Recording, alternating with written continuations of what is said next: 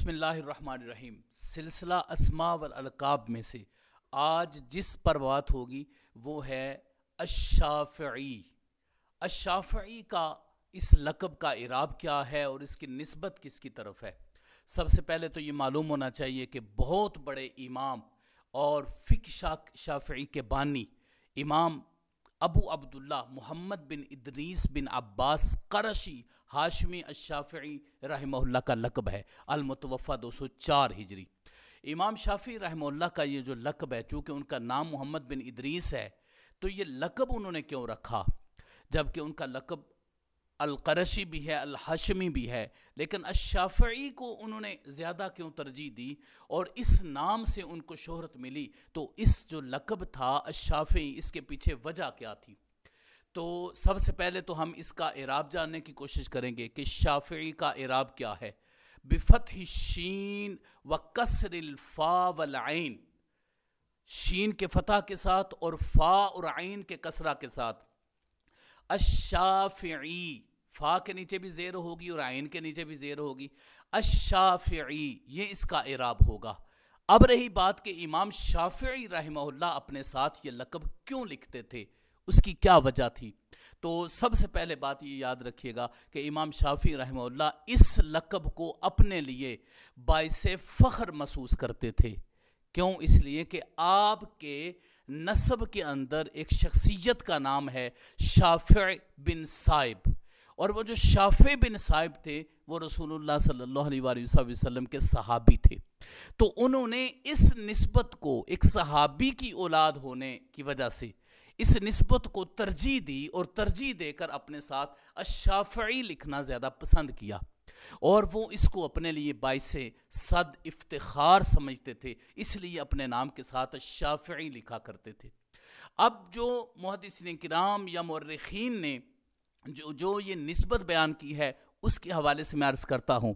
امام ابو سعد سمعانی رحمہ اللہ نے کتاب الانساب کے اندر انہوں نے اس کی کیا نسبت اور وجہ بیان کی ہے۔ وہ فرماتے ہیں الشافعی بفتح الشین المعجمہ وکسر الفاء والعین۔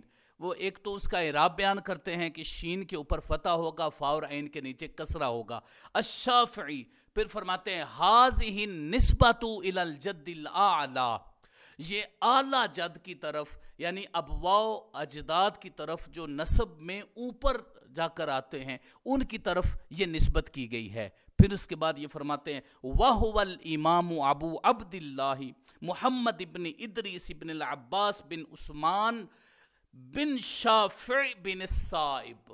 انہوں نے یہ پورا نسب بیان کیا، اور نسب میں محمد بن ادریس کے بعد بن عباس آیا، پھر بن عثمان آیا، اور عثمان کے جو والد ہیں وہ ہیں جن کے بعد آیا شافع بن صائب۔ تو یہ جو شافع لفظ تھا اس کی طرف نسبت کرتے ہوئے امام شافعی رحمہ اللہ نے اس کو اعزاز سمجھا کہ رسول اللہ صلی اللہ علیہ وآلہ وسلم کے کسی صحابی کی طرف جو میرے ہی ابواء اجداد میں آتے ہیں ان کی طرف میں اپنی نسبت کر رہا ہوں۔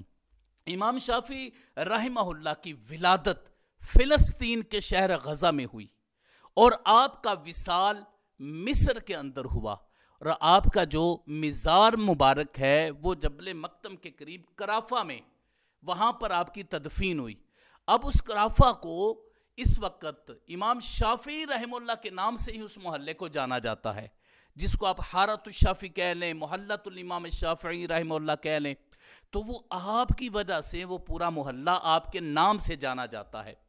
تو یہ تھا امام شافعی رحمہ اللہ کے کہ آپ کی ولادت کی طرف بھی نسبت نہیں، جو جائے ولادت ہے وہ غزہ ہے، اس کی طرف سے اگر کوئی آپ کی نسبت کرتا ہے تو وہ غزی کرتا ہے، شافعی الغزی اس کی طرف نسبت کرتا ہے، اور جو آپ کا وصال ہے وہ مصر شہر کے اندر ہوا، لہٰذا الشافعی کی نہ ولادت کے ساتھ کوئی نسبت ہے اور نہ وفات کے ساتھ ہے، بلکہ یہ نسبت ان کے ابواء و اجداد میں حضرت شافعی بن صاحب رضی اللہ تعالیٰ عنہ کی طرف ہے جو پیارے آقا علیہ الصلوۃ والسلام کے صحابی تھے۔